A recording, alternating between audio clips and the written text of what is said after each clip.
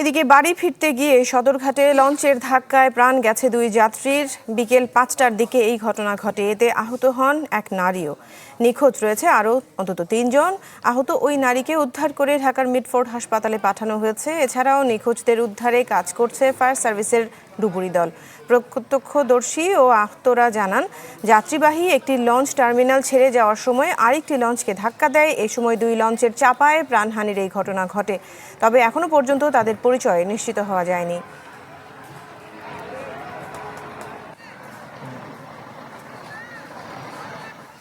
দর্শক, নৌপথে ঈদ যাত্রার খবর জানাতে সদরঘাট থেকে আমাদের সাথে যুক্ত হচ্ছেন সহকর্মী হিরণ খান।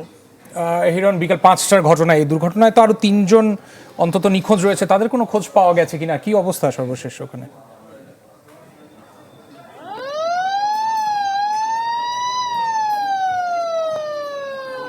দেখুন, আমি কিন্তু সেই দুপুর থেকে আসলে সদরঘাট, এবং আজকে জানেন শেষ দিন ছুটির, এবং যেই দিনটির পরেই আসলে সকাল থেকে আমরা দেখেছি যে যারা আমি কি কিছু ধরেছি নাকি?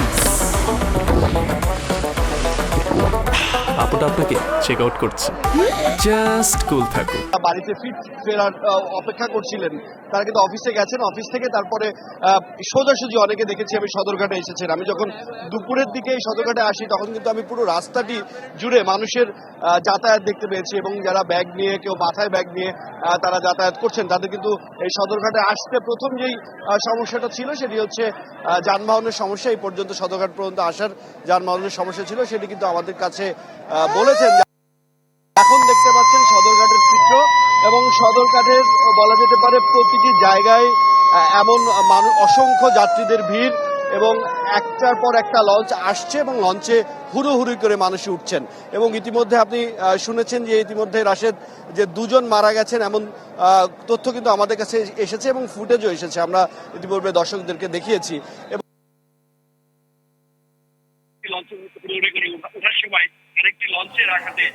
এই লঞ্চে আচ্ছা, হিরণের সংযোগ কিছুটা ত্রুটিপূর্ণ। তারপর সর্বশেষ জানার চেষ্টা করছিলাম। হিরণ খান আমাদের সাথে যুক্ত হয়েছিলেন সদরঘাট থেকে।